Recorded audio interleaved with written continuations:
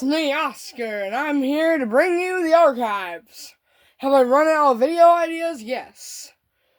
But, is this a boring video that I've done before? Technically not. So let's get on with it. Henry Stein, once an equal business partner to Joey Drew, Henry Stein was a talented animator and character designer until leaving the company around 1930. His place in Joey Studios' history is somewhat undocumented, but he is often rumored to be the true creator behind many of the studio's most memorable characters. If you stand here, you get a trophy, or achievement, or whatever it's called, I don't even know. Concept Bendy. This guy creeps me out. Concept Bendy. This is the first version of Bendy ever modeled. In the earliest concepts, Bendy was much smaller and cuter, with a face that split open to reveal a terrifying mouth. Alpha Bendy. This is the original name used design of Ink Bendy from the earliest version of Chapter 1. It is jokingly referred to as bird poop with a smile among the development team.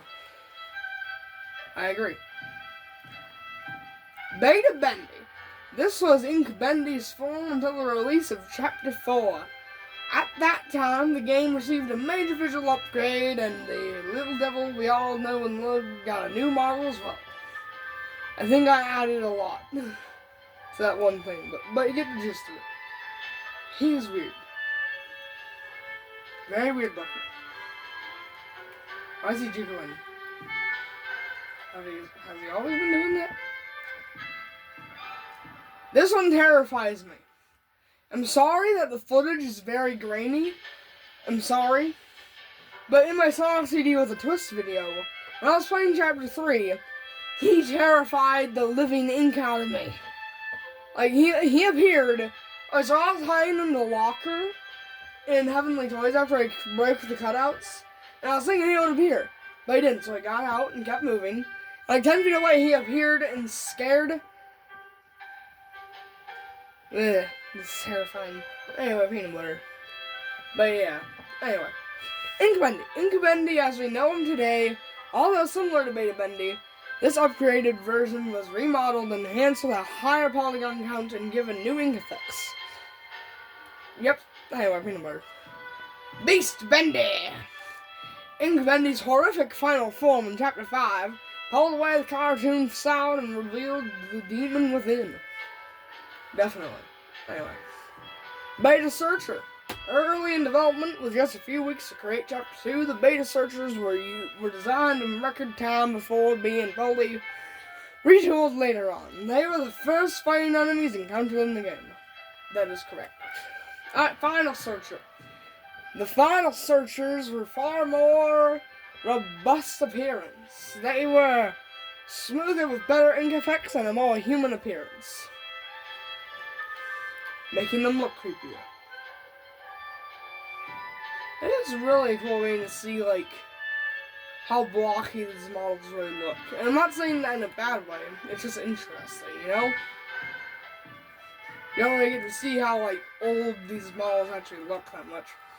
Beta Sammy. With his first appearance in Chapter 2, fan favorite Sammy Lawrence became a terrifyingly entertaining character. When his slim build is deemed not threatening enough, he was redesigned and given a better skeletal rig for more advanced animation. And I'm glad they did that. He looks way more intimidating. Final Sammy. Sammy Lawrence's final form came complete with a bulked up stature and more powerful limbs. The mad songwriter may finally get noticed now, at least by fans. Hello, caged madman.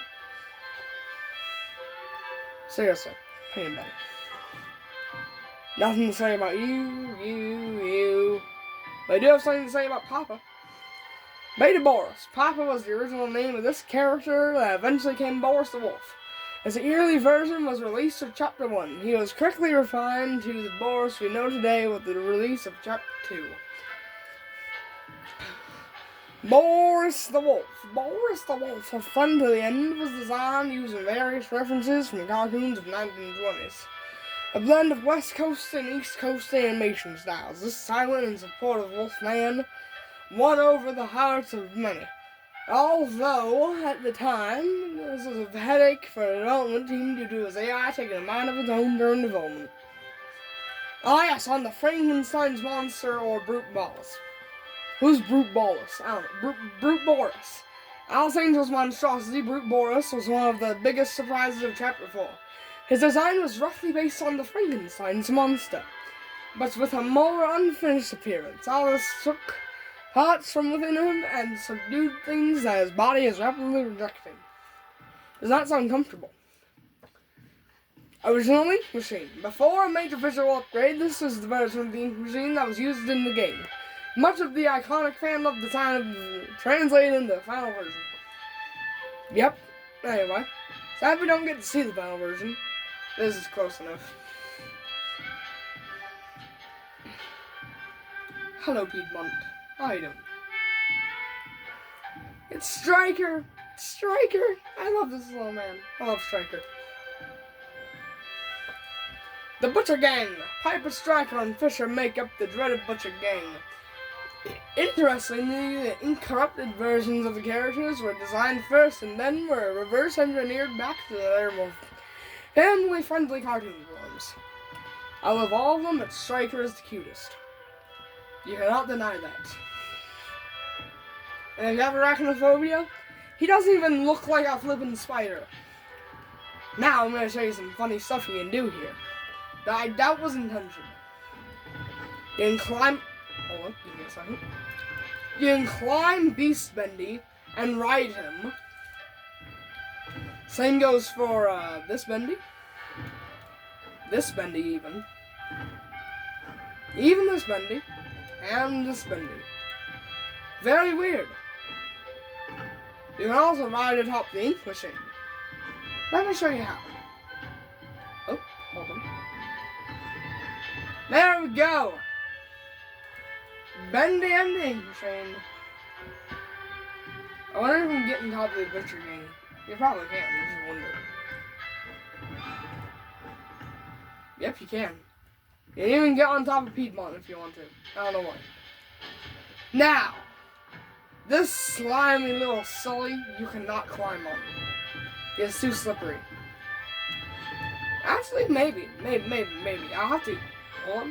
Hold on, this is getting promising. Let me on that slimy dome of yours. Hold on. I'll use you as a stool, Bendy. Oh. No. Okay. So it doesn't look like we can climb any of them. Sorry about that. I would like to though. Anyway, peanut butter. But yeah, that's the first Bendy's archives.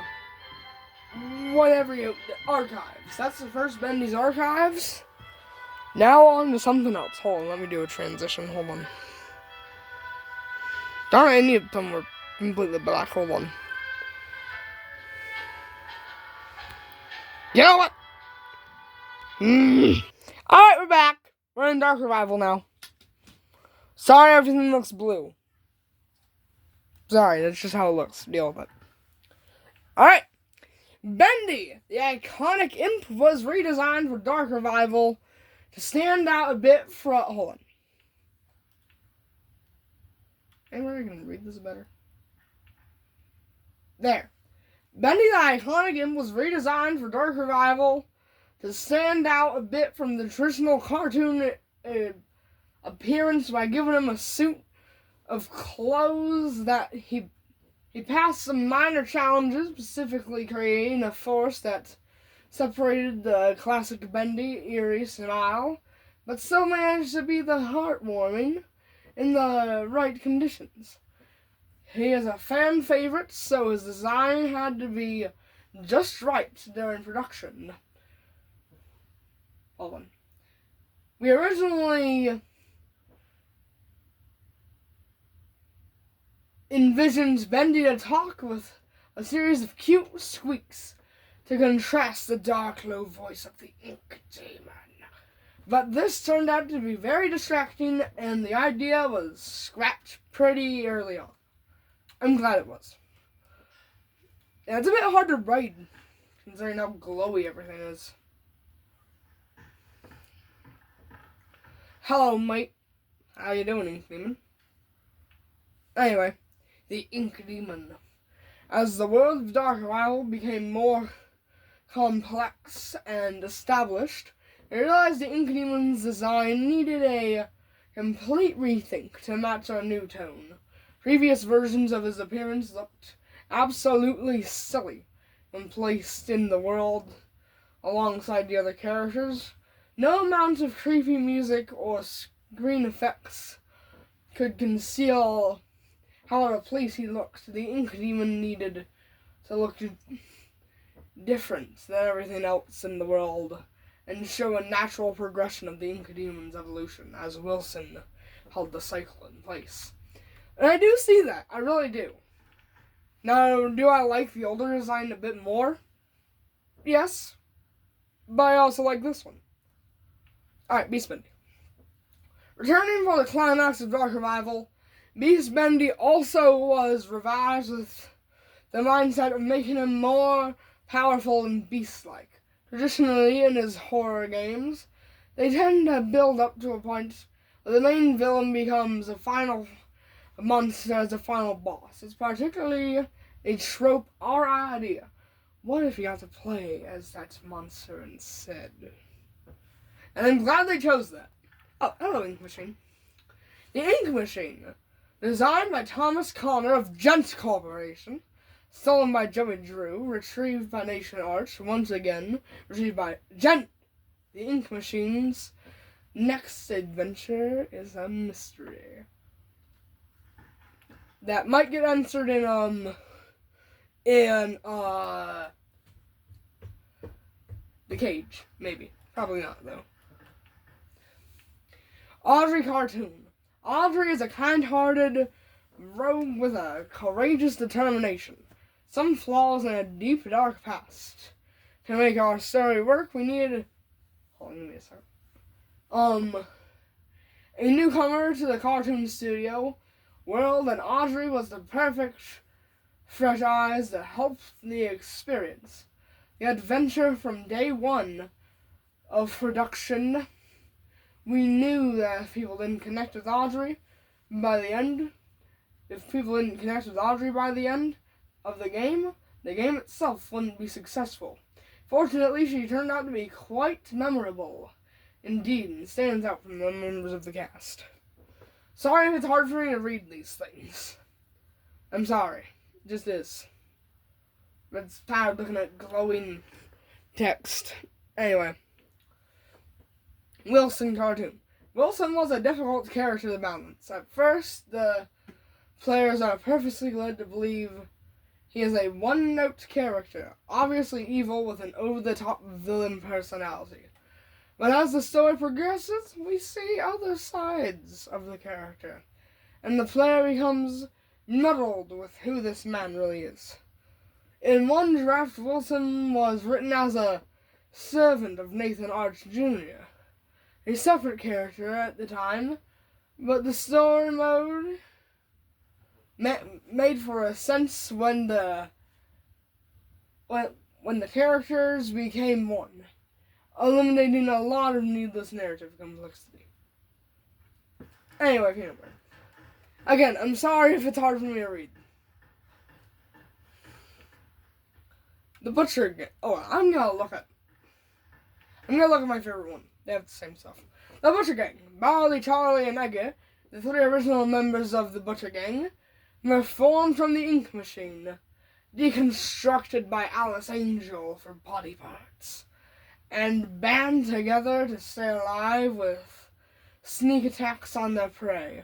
In Dark Revival, we meet an artificial fourth member of the Butcher Gang, Carly, the ghost girl. Although when you begin to examine her closely, Carly appears to only be a shell, with perhaps someone inside.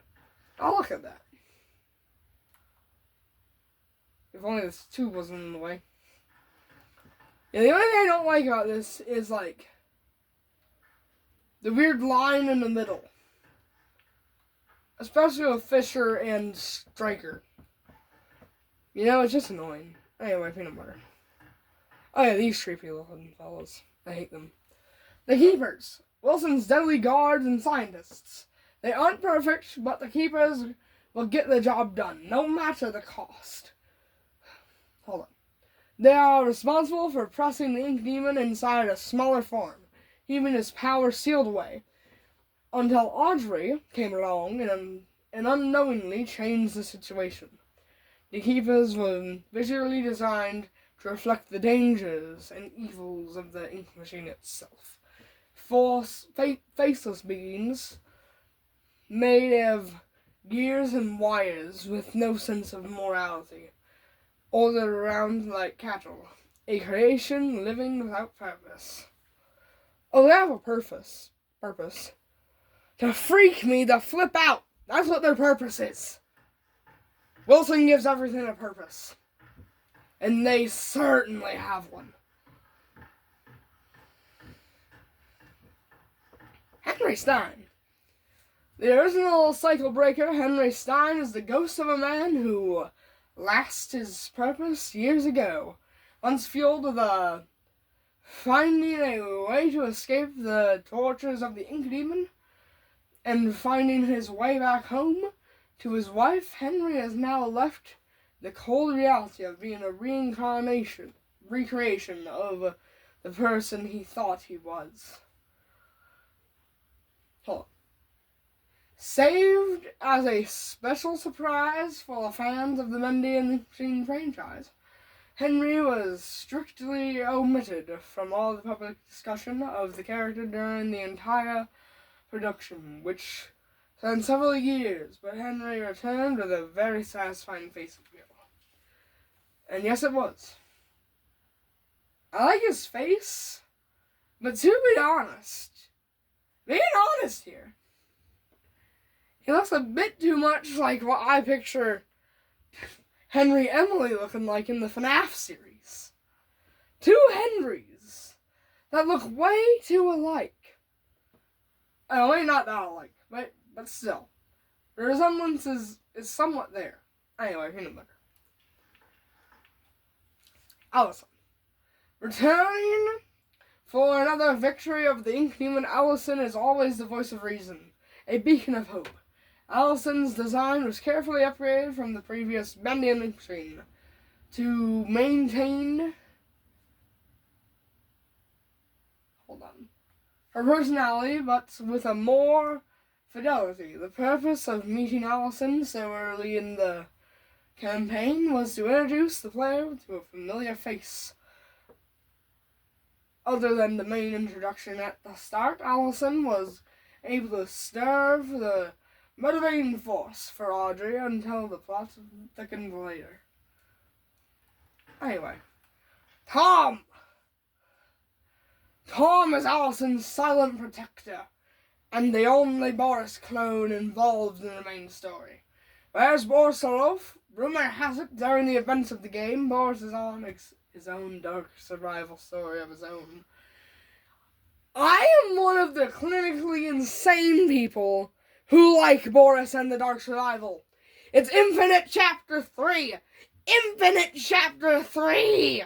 How could you not like that? You get to play as Sammy Lawrence.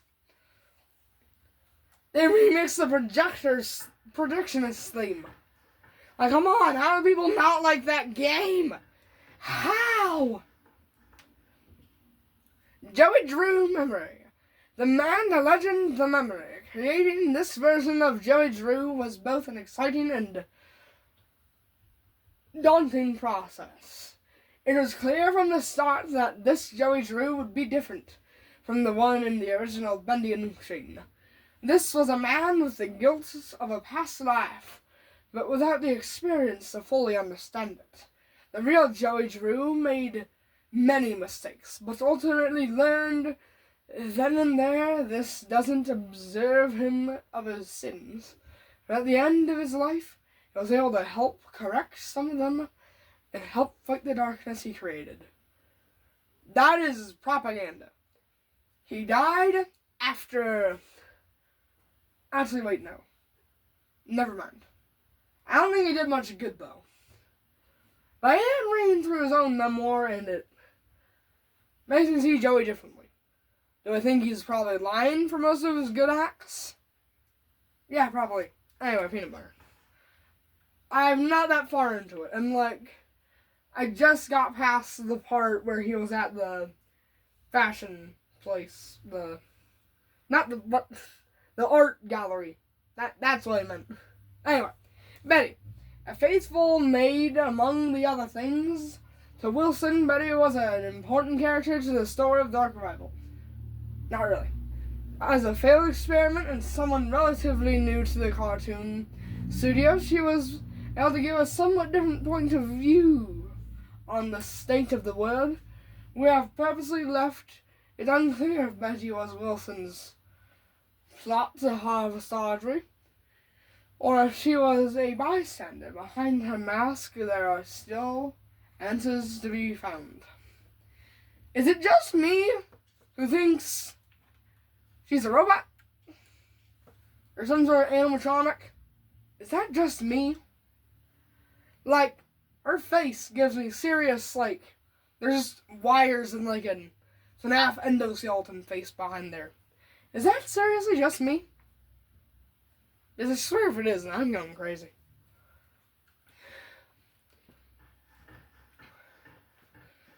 Hold on, where's the crab man?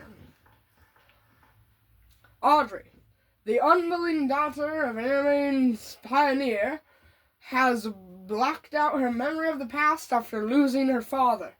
But his role in her life was not over. A talented animator and artist, her skills landed her a job at Artsgate. Was it fate that led her to reunite with Joey Drew's machine, the machine of her birth, or was it planned? I'm not sure if it was planned, but it was fate. Because technically, it's an infinite flippin' loop, technically.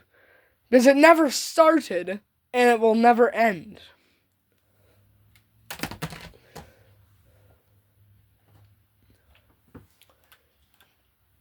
Wilson.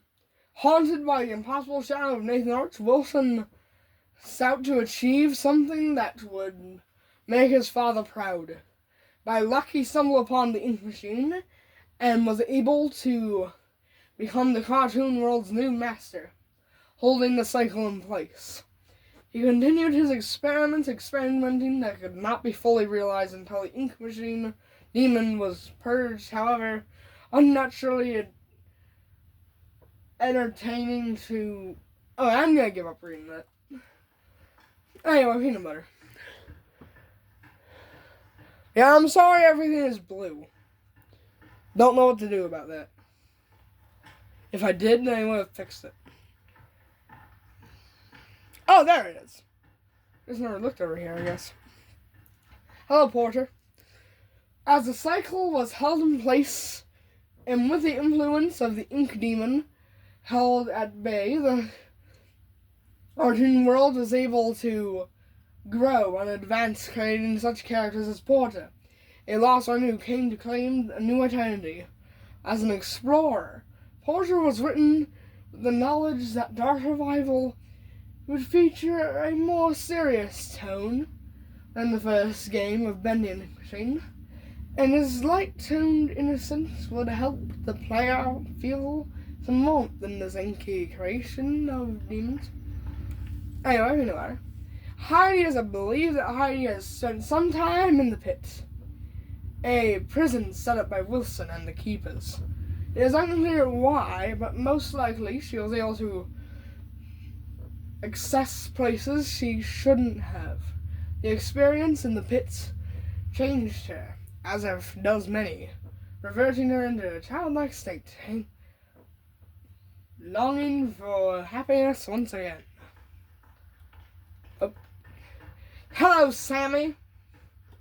Wish I got to see more of you. Woman cool. But we're probably going to see more of him in the cage. There was that one screenshot.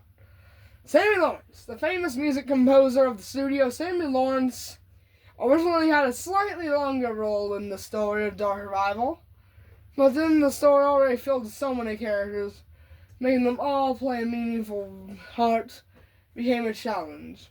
He was ultimately sidelined in favor of telling a more coherent storyline. Although, to note that Samuel Lawrence appears to have mastered the flow ability in many an inkling, long before Porter and Audrey could wield it.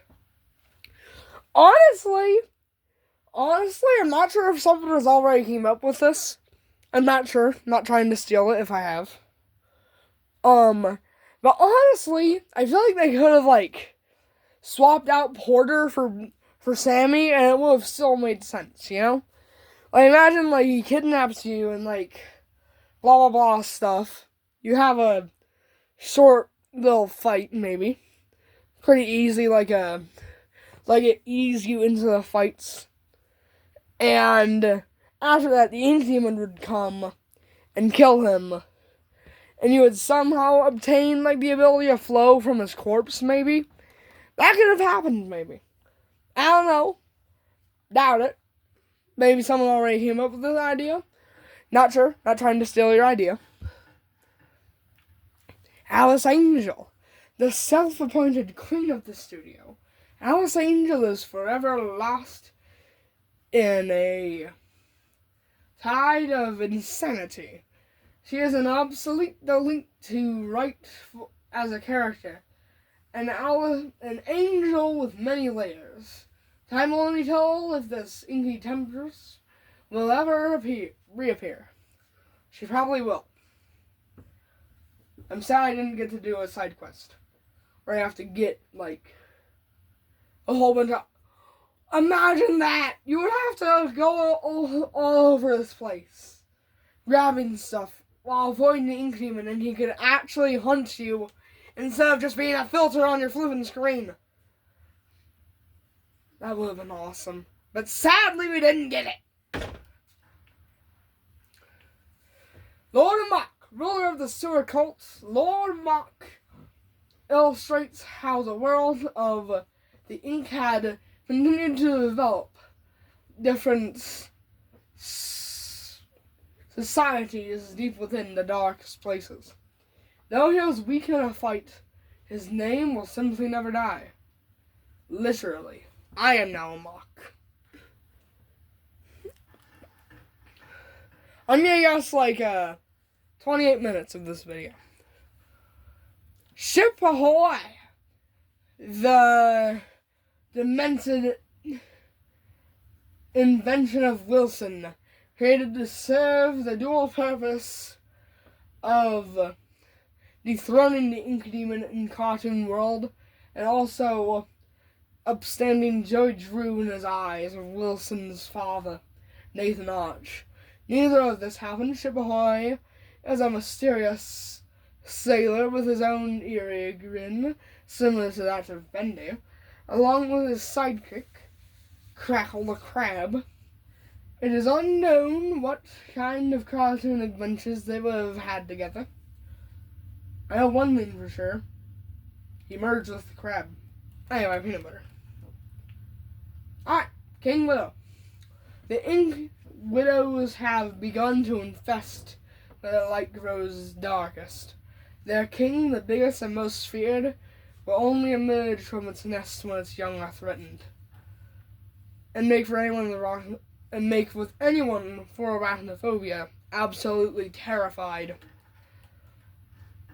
Big Steve, or Lurker. The Lurker, or Steve as he became known, was originally created as a brute-type enemy that would free roam the way the Lost Ones do, but ultimately felt unnecessary as the random Ink Demon encounters already fulfilled the role of putting the player on the edge while exploring previously traversed locations.